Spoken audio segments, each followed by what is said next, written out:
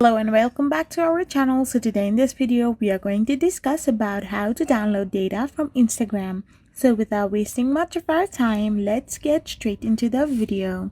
So to do this, it's really simple. All you gotta do is simply tap open your Instagram. Once you open it, you need to tap on the profile icon on the bottom right hand side of the corner. Once you do this, you can simply tap on the hamburger-like icon on the top right-hand side of the corner. And after doing this, you can go and tap on your activity. So simply by tapping it, you will end up in this kind of interface. So once you are here, you need to simply scroll down below and there you can find the option called download your information.